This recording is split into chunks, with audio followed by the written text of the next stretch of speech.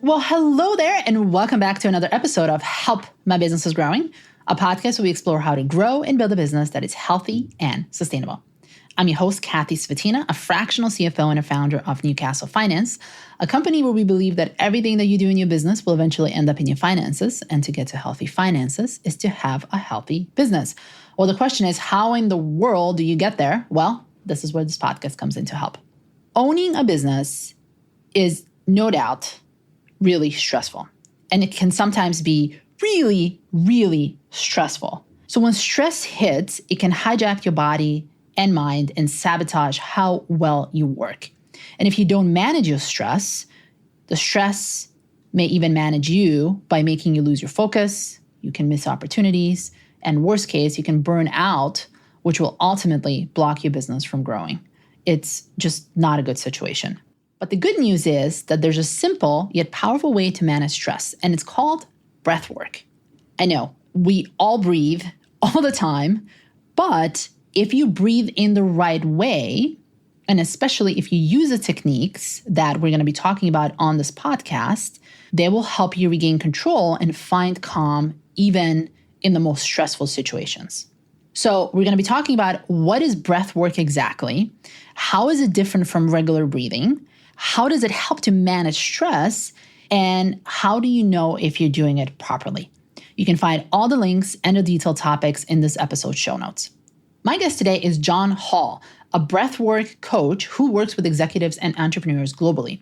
A 30-year Fortune tech leader, John left corporate life to cultivate the relationships and purpose that drive fulfillment. Now he coaches executives and entrepreneurs via science-backed methodology, blending neuroscience, breathwork, and somatic practices to manage stress, boost self-confidence, and unlock potential. Integrating practical breathing techniques used by Navy SEALs and top athletes with a trauma-informed approach, John has created somatic practices to reduce anxiety, manage stress, and improve self-trust, empowering individuals to live a life filled with purpose, peace, and passion. Join us.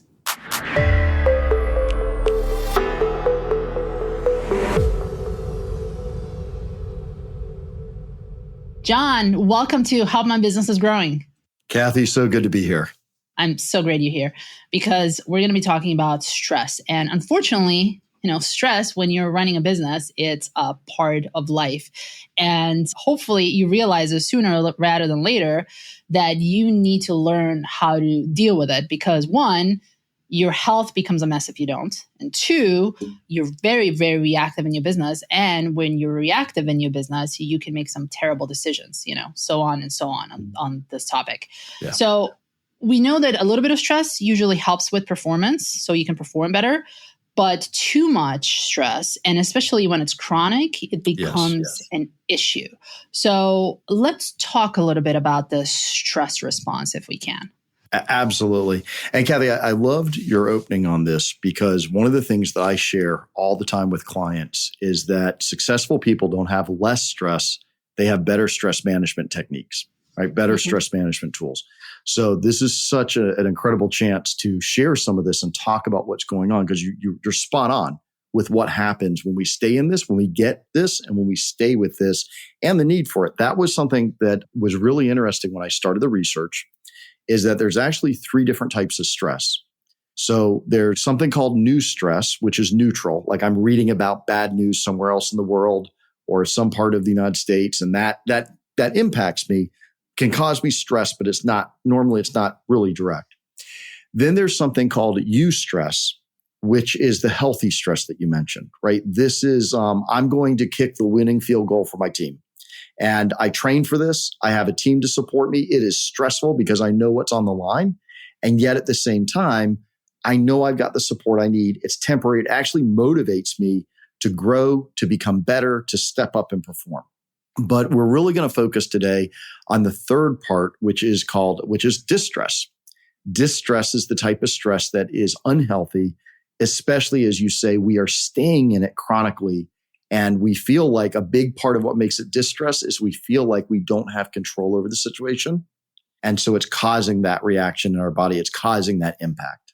Yeah, it's sometimes it can feel like essentially a bear is chasing you, but there's no bear. You're sitting in your office or you're having a conversation with someone and it just feels like this visceral response of, I am so under stress. And one of the things that I've noticed too, like especially for me, is you constantly feel tired. Like you can get as much sleep as you can, and it just feels like you cannot catch up. So let's talk about, how does a chronic stress reflect in the body? Yeah. So you touched on something that's really important here, which is the impact in the body of stress, right? So it is a full somatic response. It is a mind and body connected response. So let's talk about what happens. And you used a perfect segue for me, which is we feel like we're getting chased by a bear in the woods. So the first thing to start with is understanding our body has a very natural stress response, which is there for a reason. So if I was out in the woods and all of a sudden I did come across the bear, and it's not a black bear, it's a grizzly, it's a Kodiak, it's something mean. So now all of a sudden I need, my body and mind is going to be focused on survival. So what does that mean, right? Anything in my body that isn't needed at the moment is going to get shut down. That's typically digestion. That could be sexual function. In my mind, that's going to be creativity, right? I don't need to think about the spiritual meaning of the bear chasing me, right? I need to think about, how do I run? So what happens is in our brain, we have the amygdala, which sits basically at the top of our spine, right at the lower part of our skull. The amygdala is our primal center of the brain. This is really the thing that is the fight or flight response originates from. And the amygdala will hijack control of the brain. And research was actually done for relationships, but as a great researcher by the name of Dr. John Gottman, he found when our heart rate goes over 100 beats per minute, this prefrontal cortex part of our brain, which is our wise CEO, it's our logic center, it's our higher reasoning, it shuts down. So now in the woods, perfect response. I don't need the higher reasoning. I need to run very quickly. And so my body's priming for that, right? That actually is the fight or flight. That's what we call hyperarousal. And there's another one, you touched on this as well, because sometimes you said, right, it feels like getting chased by a bear in the woods. But you also mentioned it feels like I can't get enough rest. It doesn't matter what I do. I can't get enough rest.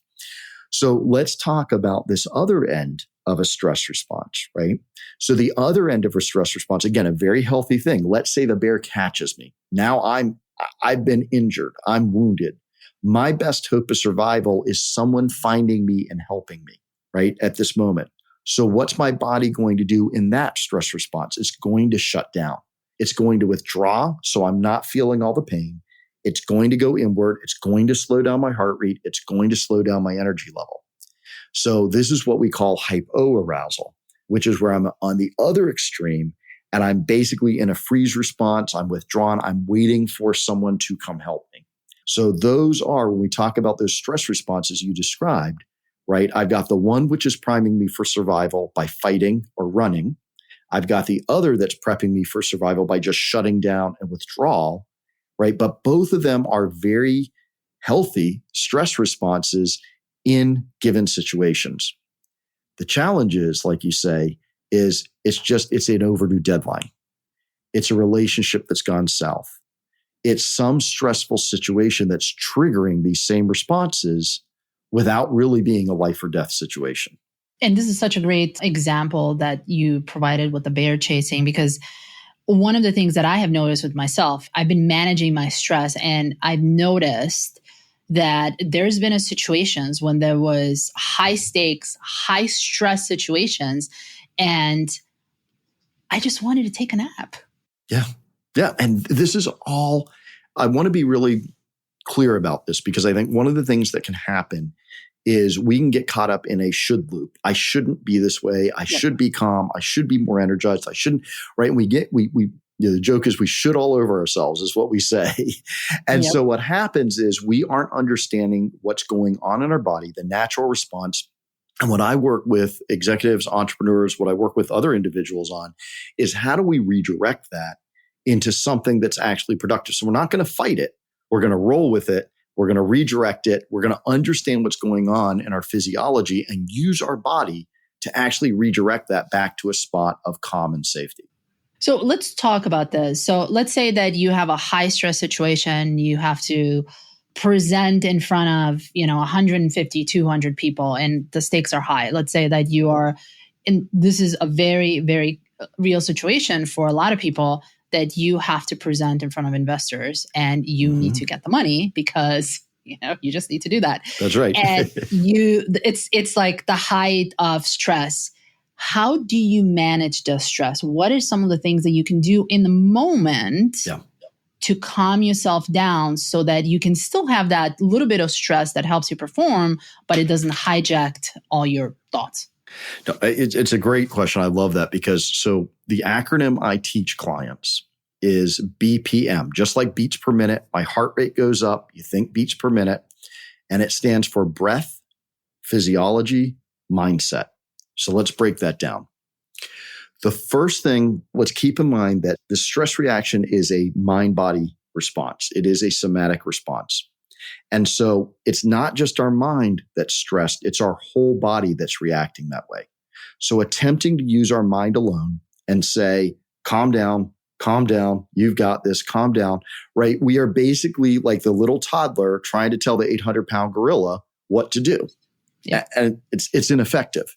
So when we think about what's going on with our mind-body connection, and there's all sorts of really cool science behind this that talks about why, how the mind-body connection works, how what we think in our mind impacts our body, how we're holding ourselves impacts our mind and our thoughts. Amy Cuddy has some fantastic work around this. She's done a couple of TED Talks. She did a study, for example, just doing the Wonder Woman pose, your hands on your hips, or the Superman pose for 10 minutes, actually changes your brain's ability to take appropriate risk. So you're willing to take better risk, a worthwhile risk, not a risky risk, but a worthwhile risk for your business. So we've got our body in the stress response, and our body's saying we're in danger. And the way that this signal goes back and forth is there's something in our body called the vagus nerve. Vagus is from the Latin wander, or if you think like vagabond, right? That's coming from the same term. And the vagus nerve wanders through our body and it connects these different organs and different input systems with our brain. So what we want to be able to do is use our breath first and foremost to tell our body to calm down. There's a very specific way to do that. I'll share it in just a second. But when we do that breath, what we're doing is we're consciously using our mind to tell our body to do something, which then signals the rest of our body that we're calm and we're safe, and begins to release this hijack in the back of our brain, the amygdala hijack. Interesting. And so that is the B on the B.P.M, the breath? Yes, it is. Yes. So let's talk about the P before we will get to the whole breathing section, but I want to dissect the B.P.M first. Let's go into the P. So let's talk about physiology. So I touched a little bit on this with Amy Cuddy's study. And essentially what happens is our body is constantly sending signals to our brain as to our emotion, our mode, our focus, etc. So the first thing we do, the B for the breath, we get that breath, we start to signal to the body to relax. Now what we want to do is bring our conscious awareness to how our body is, right? Are we holding tension? Are we collapsed in? Are we knotted up with tension in our body? Or are we able to relax our chest, right? This is a safe response. Me opening up my chest is a safe response, right? That's a confident response. I'm not going to do this unless I feel safe with you. So again, what we're starting to do is these subtle physiological markers that we're going to start relaxing our body, opening our body, bringing our body now to, again, signaling a sense of safety and confidence, which again is signaling our mind that we're safe. So we've got our breath signaling body to mind that we're safe. We've got our physiology, right? Opening up our chest, relaxing our shoulders, again, signaling to our brain that we're safe. So essentially what it sounds like is your mind thinks you're in danger. And for you to overwrite the mind, you have to use these body cues that the mind is reading, and you have to gently move it into that state that signals the brain that you are in the safe spot. I'm gonna tweak that a little bit. So our mind and our body think we're unsafe. Yep. And that's the key to recognize, is that when we get into a stressful situation, it's our body that is reacting. And this is where we really get into limiting belief work. We get into deeper work to find out what's causing that trigger. But that trigger, that stress trigger, is a body-mind response. And so that's why we have to work with the mind and the body to release that. And it doesn't have to be a full-on, this is not like, oh, I'm in a stress response and I'm freaking out. This can be very subtle, right? This could just be, we're starting to get this feeling of an energy drop. We're starting to get this feeling of a tightness. We're starting to get subtle clues that are actually, if we don't address them, it's going to impact our ability to make effective decisions, efficient decisions, to make them rapidly, to not defer them, to be able to go into a situation and be at peak performance. Yeah, that makes sense. So we've talked about B, breath. We talked about P, the physiology. Let's talk about the M now. So mindset is the third part. And mindset, I'll share this. So I'm a 30-year tech exec. And my background is technology. It is not personal development, although I fixed a lot of departments. That was what I did in corporate, is I'd parachute in, turn the team around, turn the technology around, and work with the people. And people were coming up to me telling me 5, 10, 15 years later, you shared something that changed my life, that changed my career, that changed so much. So when I had the opportunity to move into the personal development space, still this mental part of me was like, hey, I want to know the logic behind it. I don't want to just hear the phrase and go, well, that's gospel because someone said it on stage. I want to actually know the science behind it. So one of the things you'll hear all the time is, where focus goes, energy flows. You've probably heard that phrase before. Many times, yep. Okay. So here's the science behind it. I'm going to share an experiment that was done. So there were 2 sets of college students. They were given exams. They had sets of, I think it was like 5 sets of words, and they had to create a sentence with 4 or more words out of those 5 words. Unknown to them, there were 2 sets of tests. One had words related to aging. The second had just neutral words. The real part of the study came when the students completed the test and walked down the hallway to drop the exam off. The students who worked with the phrases related to aging walked 20% more slowly than the students who didn't. They didn't know it. They claimed it had no impact, even when they were told about it. It was completely unconscious to them. And yet, the researchers found that just priming their mind with age-related words caused them to walk 20% more slowly. So the reality is that what we set our mind on impacts our body. It impacts our response. It impacts how we respond. And if we're focusing our mind on, I'm stressed, we're just reinforcing that loop of body going, hey, I'm stressed. This is what I do when I'm stressed. So the mindset is, we've got the breath first. So we're starting to send a signal to the body. It's the most immediate signal to the body we can send to start to release this hijack. Second part is physiology. I'm following up on that. I'm doubling down on my body's response to send the signal to the mind to relax. Now what I'm going to do is, hopefully I've started to release this hijack of the amygdala. I'm starting to get blood flow back up to the prefrontal cortex and this full brain, this logic. And now I can start to set my focus on what's positive, right? What's positive? What can come out of this, right? Sometimes it might just be, what are the things I'm grateful for? Where am I blessed, right? What are those basic things that I can start to set my mind on that and start to release this hijack and get focus back? So now my body's, not only am I sending the direct conscious signals to my body, I'm sending unconscious signals through my positive thoughts to my body. And there's science behind all of this that backs it up.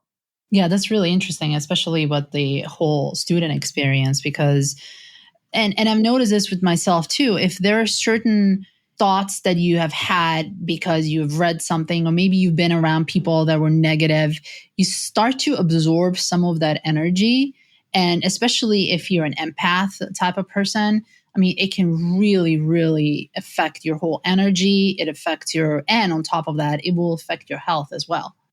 Absolutely. It sounds like a trope, but if you take a Friday night by yourself and you listen to all the sad songs and watch all the sad movies, right, and curl up on the sofa not talking to anybody, what are you going to wind up at the end of the night? right? You're unlikely going to be thinking, this is amazing and I've got creative ideas coming out of this. So we know this in the extreme, but it's really subtle and it does show up in the day-to-day work, and we can find our thoughts just looping, and that's sending signals that's just reinforcing the stress as well.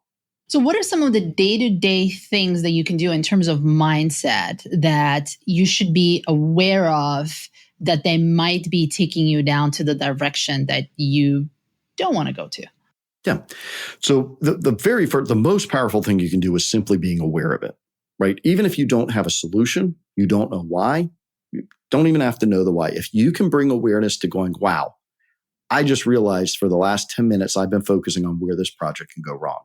Wow, I just realized that I've really been focused on what's wrong with my relationship with this business partner, or even with a romantic relationship, right? So if you can become aware and just all you're doing is going, wow, I can see that I'm doing this. You don't have to have a solution. You don't have to know the why, but that simple act of awareness and pulling it out of the unconscious into the conscious starts to dissolve it and break it down. And so just that alone, if there's one thing, I'd say being aware of when your thoughts start to go south is the biggest single thing you can do to start to shift your thoughts from negativity to positivity. And once you have, let's say that you have figured out, oh, I've been thinking about this negatively for the last 10, 15 minutes, and you're seeing yourself spiraling, what is the next thing that you should do? Should you, in meditation, we are using this as a place to observe. It's like, is this really true? Is it not true? Do I have evidence against it? Do I have evidence for it? So like really think of it irrationally. What would be the thing that you say that helps the most when you find yourself having those thoughts and you're like, okay, I figured out that I'm doing this. Like, how do I stop and how do I change it? Yeah. No, I love this question, Kathy. So I always go back to B.P.M. I love the tool just to kind of reset there. So again, taking that breath, checking your physiology, because now what you want to do is you want to think of this somatically. So again, I'm in my negative thinking. All right, deep breath. Let's reset. It becomes automatic over time, right? You open up, you sit up, you change your physiology. Now I'm starting to change my mind. My body's in a different state, which opens up my mind to be in a different state. Yep, I'm aware of it, B.P.M. Now I'm going to think about, okay, now that I am aware of it, what can I set my mind on positively? That's the M part. Now I can start to examine it and go, okay, is this really true? Is this really a true belief that I have? Might there be a way that is, right? Then you start getting into the biases, the fallacies, right? All these things that we know about, but we don't always apply, but we can apply any of these different rules to start opening it up. But the ones you shared are absolutely brilliant, which are, is it really true? Can I find evidence to the contrary, right? What would happen if I didn't believe this belief? There's all sorts of tools that we can use at that point to start digging in and dissolving that. And we've talked about breath. Let's do that exercise with breath if you're willing to walk us through it. Yeah, absolutely. So there's different breaths, and I use breath 3 different ways. So I use breath tactically, which we're going to learn in the moment here on how do we calm down, how do we reset, how do we regain control in a moment. I use breath strategically, which is where we're using breath outside of a stressful situation to really pattern our body, program our body in a way that makes it more receptive in stress, but also expands our window of tolerance. It expands the ability of chaos, uncertainty, of stress that we're able to adapt to without going into an extreme response or even starting to lead to an extreme response. And then finally, I use breath to dissolve limiting beliefs. So one of the things that's wonderful with the guided breathwork sessions that I do is I can really take people to a place of safety. And then we can start to bring up these limiting beliefs like, I don't deserve to succeed. My investors don't want me to succeed. I can't be honest with my venture capitalists because they're going to tell me the A, the B, the C if I tell them what's really going on, right? So we start busting those things apart in a breath work. But we'll work on the breath right now. So if you find yourself in a stressful situation, a couple of things we want to do. The first one is we have 2 styles of breathing. One is chest breathing. It's up in our lungs. We kind of move towards this over time as adults. But the natural way that we were born breathing, and it's a much more effective breath, is a deep belly breath. So if you just put your hand on your chest and your belly. And I'm doing this too, so I invite you to do it with us. So if you just, without thinking about it, just take a breath in and see what moved more. Top hand or bottom hand? Mine move bottom. Bottom. Excellent. So that's great. So that's your natural default. If you found your top hand moved, you want to just bring that awareness to make your bottom hand, the belly hand move. So that's the first thing, is we want to do a belly breath when we're stressed. Do it again. And then exhale. So when you do that conscious breath, a deep belly breath is a breath of safety for your body. So you could probably feel a little more settled, a little more grounded, right? A little more relaxed just from doing that. So that's number one. We want to breathe deep. We want to breathe into our belly. Now, next, what we want to do is you want to inhale through your nose and exhale through your mouth, and let that exhale be 30% longer than the inhale. So let's just do this together. We'll do 5 seconds in. So if we all exhale out, 5-second inhale through the nose, and then just opening up your mouth and letting the breath spill out.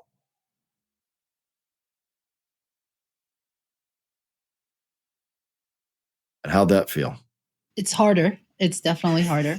The way how I think about it is as if I'm gently and slowly blowing into a balloon. Beautiful. I like that. So go ahead and do one of those again. Just nice deep breath in through the nose to the belly. And then through the mouth to exhale.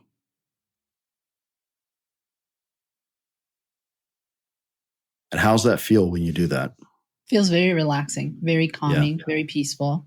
You definitely wouldn't be doing this if you were really, really under stress. It's physically impossible. That's right.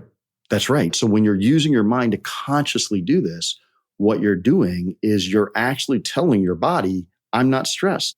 I'm not stressed, because like you say, it's not a breath you would do when you're stressed. So the key on that, there are 2 key parts. First off is the belly breathing. The deep belly breathing is really key to signaling to our body to relax, right? That is a breath of safety. The second part of it is that by making the exhale longer than the inhale, that is also specifically signaling the vagus nerve to calm down. Remember, that's the nerve that wanders through our body, that's wandering through our body up to our brain. So that belly breath with the exhale longer than the inhale, again, is signaling to our body to relax. So, John, if you are, let's say that you are in the middle of, a really stressful response, like you having an argument with someone, how would you remind yourself to do this? Is it a certain reminder that you can put like on your wrist, or maybe something that will, because right now, we are obviously, if you're listening to this podcast, you're probably not in a crazy stressful response. I hope at least you're not. Yeah. But how do you remind yourself when you are really there, especially if this hasn't been an established habit for you? Well, I have a little story I'll share with you, right? So this is all very simple. And there's a game. I don't know if you ever heard of it, called Othello. Have you ever heard of that game? No, I haven't. So you have white chips and black chips, and you have a little square. It's like a checkerboard, and you put one player's white, one player's black, and you put the chips down. And if there's a white chip and 3 black chips, and you put a white chip down, they all convert to white. It's a very straightforward, simple to learn game. So my girlfriend taught me this. I got cocky, and I'm like, okay, bring it on. Bring it on. I know how to do this. Bring it on. Let's go. Within 2 minutes, she had destroyed me. Just converted everything on the board to her color. I couldn't put a chip down without her flipping it her color. I was just absolutely destroyed and couldn't do a thing, right? And it was a very humbling lesson, but I also learned that simple doesn't mean mastery, doesn't mean easy mastery. So this is the part of practicing breath. This is where I really work with clients to make breath a part of their just normal routine. Because the more that you can train your body to relax with the breath, and it's used to the breath, and there's different breath patterns we use, the more that we're then in a stressful situation able to get what we need out of the breath. First off, our mind is going to, I know what to do here. Let me do the B.P.M, which is why I try to make the acronym so simple. So B.P.M, it's easy to remember. It's easy to go to. But the more we practice offline, so to speak, the easier it is. And then our body's trained too, because our body knows, right? It's kind of like my dogs. They know when I go scoop the food and I walk to a certain area of the room, they sit down, they start salivating, they know what's happening. Our body's the same way. When we do this on a regular basis, right? And this is part of what I work with clients on, along with mindset and everything else. But when we do this on a regular basis, our body starts knowing, ooh, I know what's coming next. I'm going to calm down. I know this, right? So it reinforces the whole thing. And that, again, is the key. It is a little difficult to learn at first, but that's why doing it offline makes it easier to do in a stressful situation. Yeah, it's one of those things where practice makes perfect. Not that you want to get perfect at it, but it really is the repetition, and the repetition of it makes it so much easier.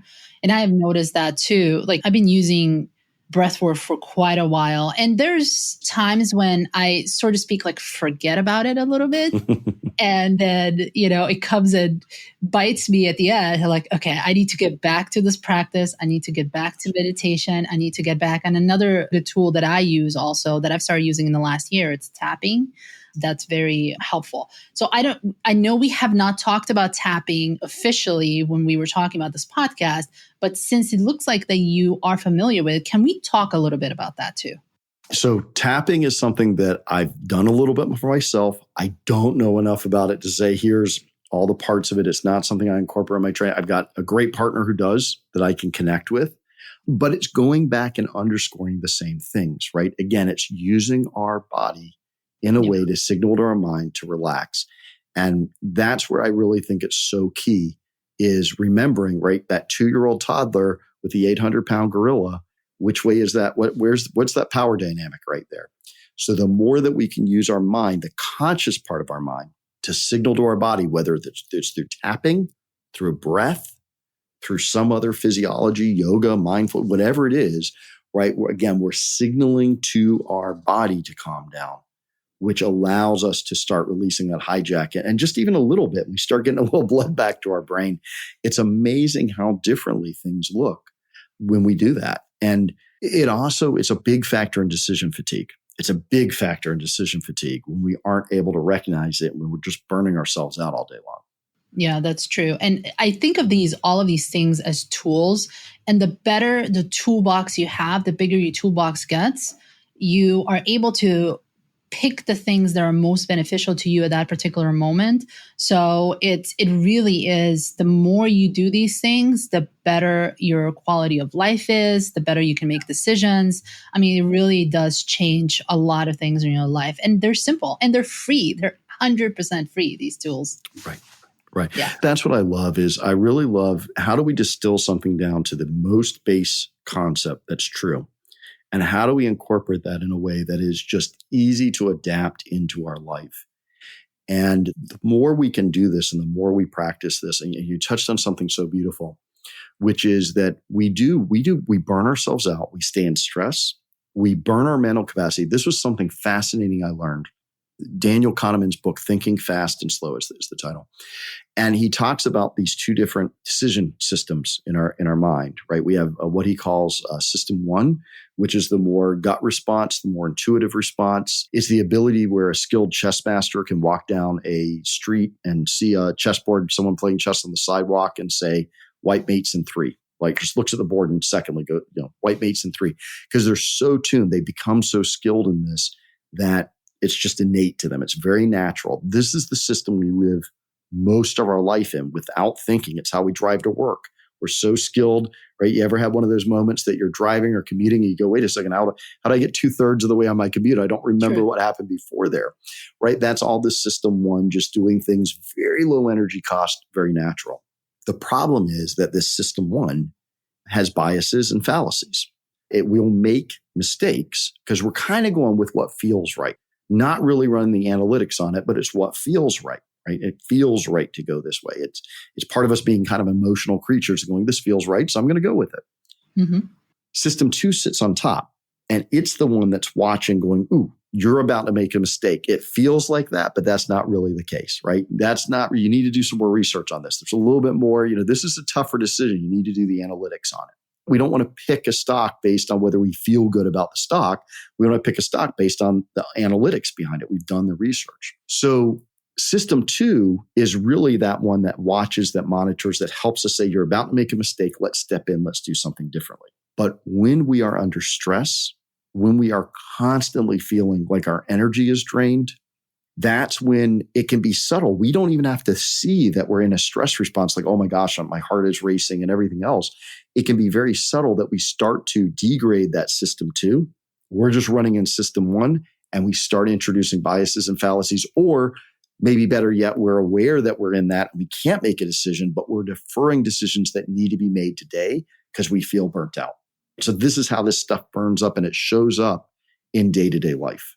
Yeah, that's a great explanation. And, if you're feeling this way, this breath work really, really helps.